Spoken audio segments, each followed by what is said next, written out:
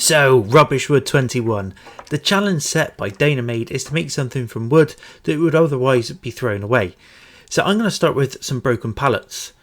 I need to remove the nails before I can put them through the thicknesser.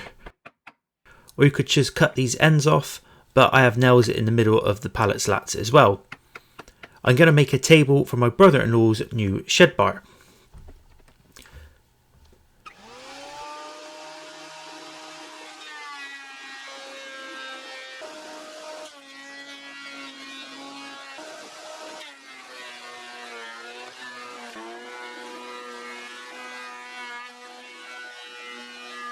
Once I've got all the pallet slats to the right thickness, I'll clean the edges up over on the table saw so that they are all flat.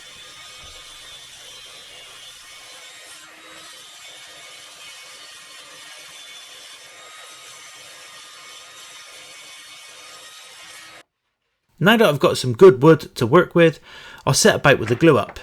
It's a big glue up, so I'll need some sash clamps.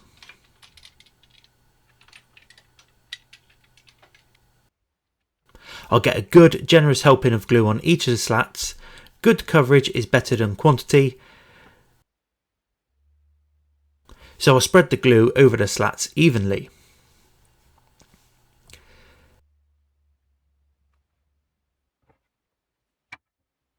Then I can flip all the pieces over and get them clamped up.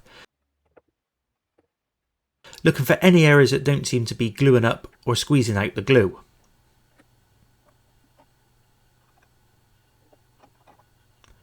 And then I'll add a third clamp over the top to stop the slats from cupping upwards.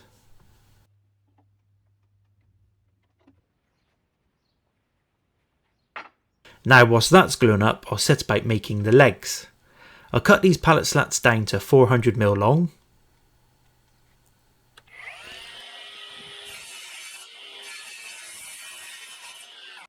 Then over at the table saw, I knocked up this quick tapering jig with some NDF scraps and these cheap Banggood toggle clamps.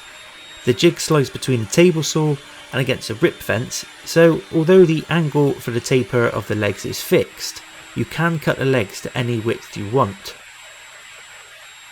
It's really simply made but works really well.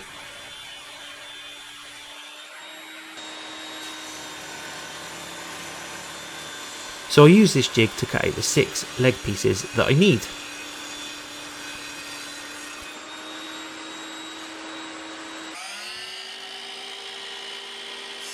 On 3 of the legs, I'll cut the top down to 15 degrees, and then on the same legs, I'll cut the thinner bottom parts down to 9 degrees.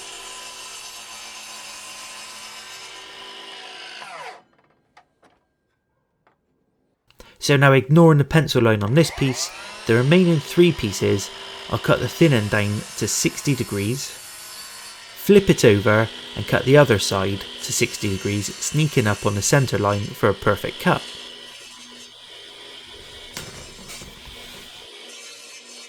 So I want to join the 2 leg pieces together like this. The best joint would be a domino, but I don't own one of them, so I'll settle for my Banggood doweling jig. This support piece, I'll drill 2 holes near the back on the underside.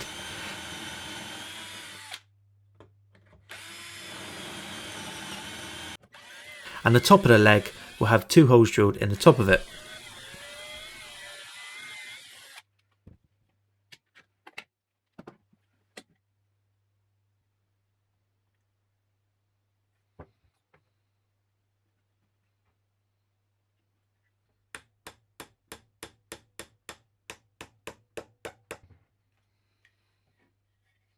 With the dowels fitted, this joint is a bit tight, so I'll use a clamp to help squeeze it together and I'll leave it to dry.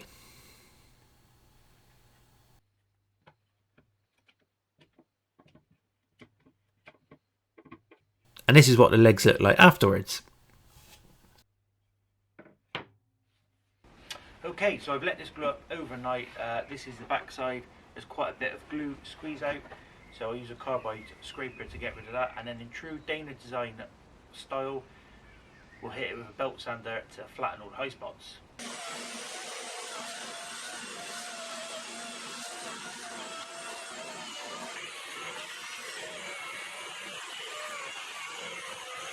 Now back to the pallet slat top, I'll mark a centre point. Then I can drill that out with a 6mm bit. Then I can fit this really crude but accurate router circle cutting jig. Then I can attempt to cut this circle out in 3 passes with the router. My first attempt at doing anything like this, so fingers crossed that it actually works. I should have hooked up some sort of dust extraction, but I'm outside so it doesn't really matter.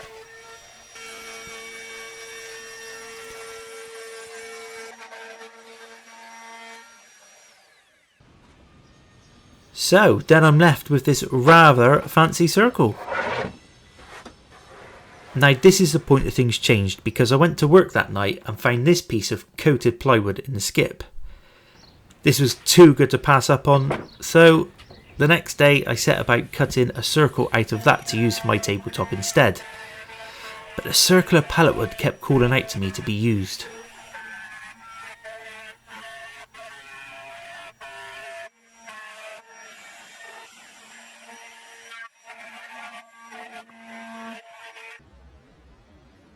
Now the reason I cut the table supports the way I did is that so they would all meet up in the middle. Now don't worry, everything still needs sanding.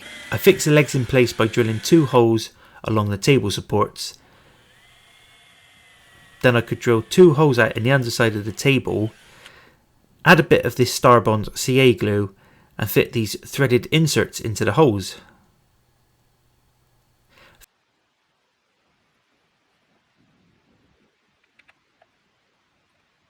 Then I could fix the legs in place with some of these bolts.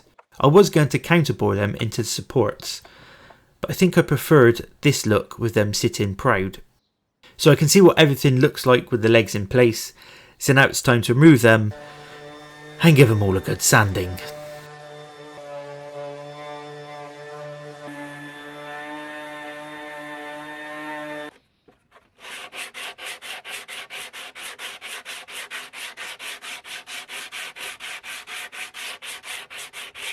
Right, now that that's all done, I can fit the legs back on and then I can set about adding a stain to them.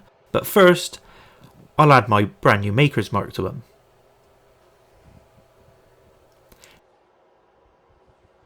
Now I'm going to stain the legs with this Antique Effect Danish oil stain, which will give them a slightly golden brown colour, and that should help the legs stand out a bit more.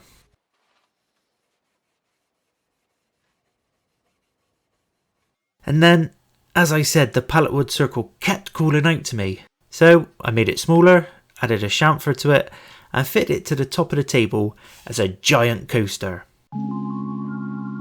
So here's a few fancy pictures of the finished table.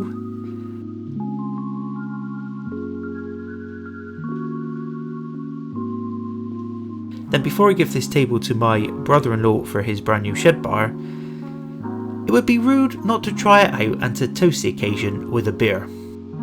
Cheers! Thanks for watching, check out the other Rubbishwood 21 videos and I'll see you in the next one.